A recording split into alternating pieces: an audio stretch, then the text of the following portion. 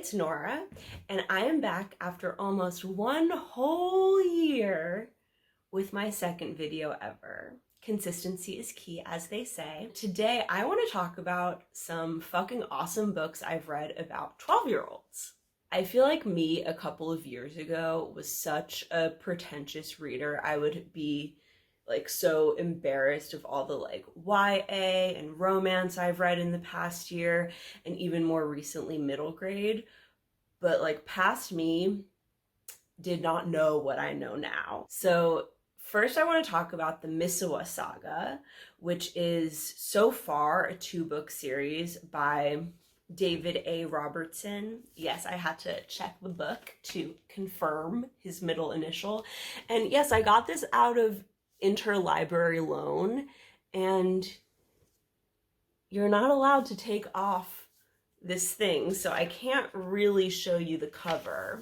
So the first book in the Misewa Saga is called The Barren Grounds, and in this story we follow 2 foster siblings in Canada, Eli and Morgan, and they are both native Cree kids.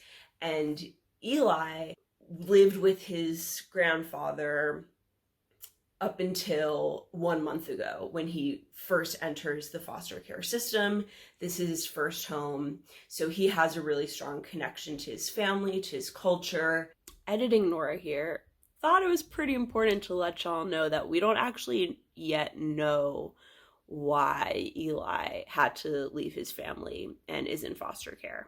So looking forward to that big reveal. I'm sure it will be sad.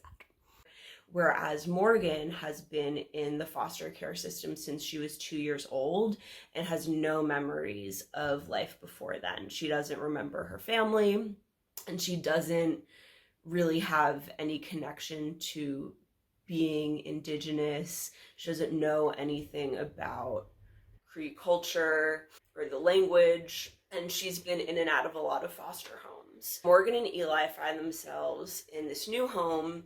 They've been there about 2 weeks. They're not loving it. These 2 white parents who are really trying their best. They have good intentions. They get Morgan a pair of moccasins. Yeah, they're adjusting. And Eli loves to draw. So Eli puts one of his pictures in the attic, and it opens up into a portal to another world. What? So they enter this other world, go to this town called Misewa, and there they meet a fisher named Ochek and a squirrel named Eric. They learn that the seasons change with birds called the summer birds. One of the last humans to come through the portal to Misewa was this white man, of course, who stole the summer birds and has been keeping them. So it's been winter for like 10 years in Misewa. And Morgan and Eli join up with Ochek and Eric, and they're gonna get those fucking birds back and save Misewa from this unending, unsurvivable winter. So they go on this journey to bring the seasons back, and they learn these really important lessons about living with the land and not taking more than you need, and having to live in harmony with the other living beings around them, and just working with the natural cycle of things. So that was the first book, and now I'm on the second one called The Great Bear. I mean, shout out to the library, but this was kind of rude. Anyway, so I'm still like in the first third of the book, I'd say. But so far, it's all mostly taken place on Earth. Eli is dealing with bullying, like kids at school are pulling on his braids, calling him a girl, making fun of him and his sister for being native. So I'm trying to figure out how to describe the second book without spoiling the first, because you definitely should read it. But, so they've already discovered that they can draw this portal to this other world that really feels more like home than their actual home. And Eli decides that he's going to draw a portal into not just into Misewa, but into Misewa's past. They want to reconnect with one of the main characters from the first book as a child, so that they can like learn how to protect themselves better.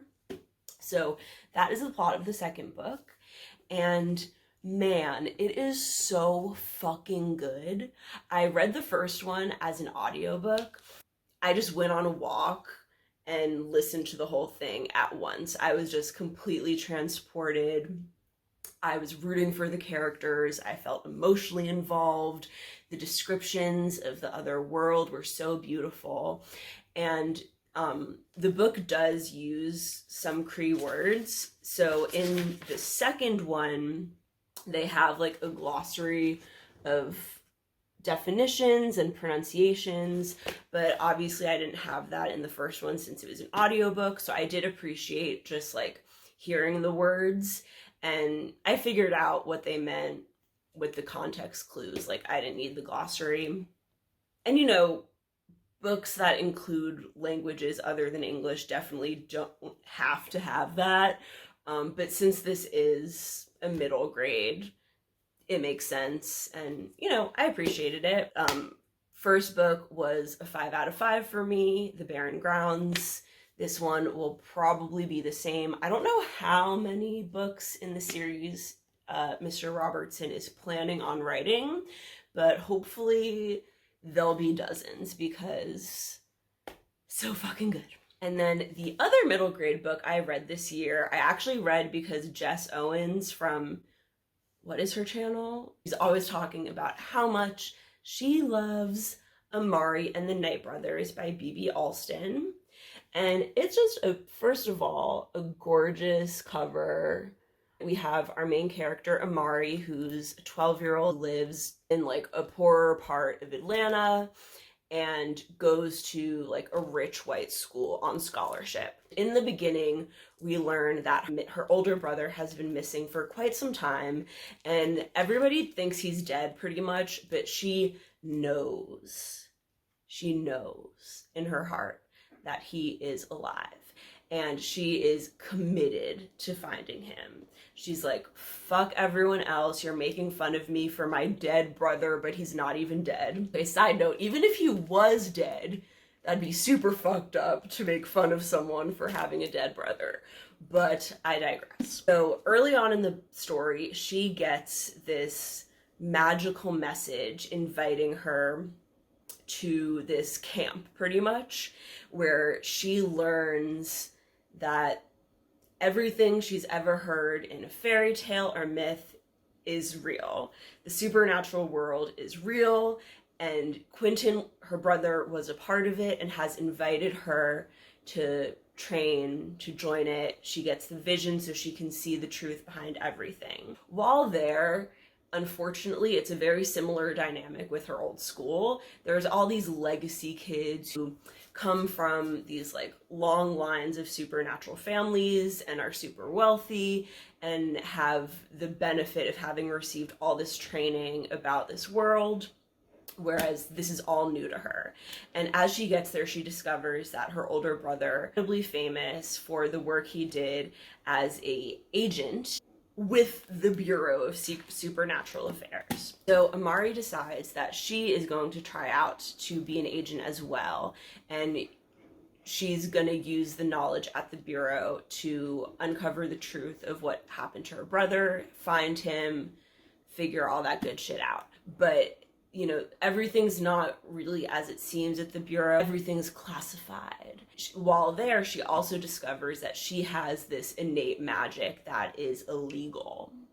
Not only is she a poor kid, doesn't come from a legacy family, doesn't know anything about the supernatural world, her innate powers are also illegal. So she has a lot of things stocked against her. She goes on this journey to become an agent, find her brother, and man, oh man, this is one of those books that I sit down to read it at maybe noon. I look up, it's 8 p.m., 400 pages have gone by. I left my body and entered this world. It was transporting, it was beautiful, it was unpredictable.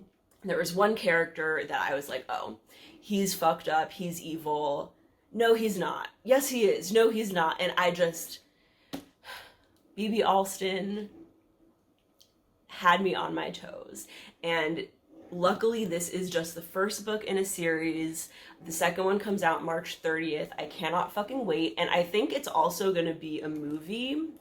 I know it's going to be a movie with Marseille Martin playing Amari, and I'm pretty sure she's producing it as well, which is fucking awesome. So I will be there middle row midnight when that shit comes out, assuming this pandemic ever ends and it's safe to go to the movies without dying. These are the books about 12-year-olds I've read recently, and I just love them with my whole heart. I cannot wait for the series to continue. I'm just laughing at my past self who thought I was above middle grade, because the fact that it's rated middle grade just means that it's for everyone. Judging books based on their classifications is a good way to prevent yourself from discovering a lot of really great things. That's my rant.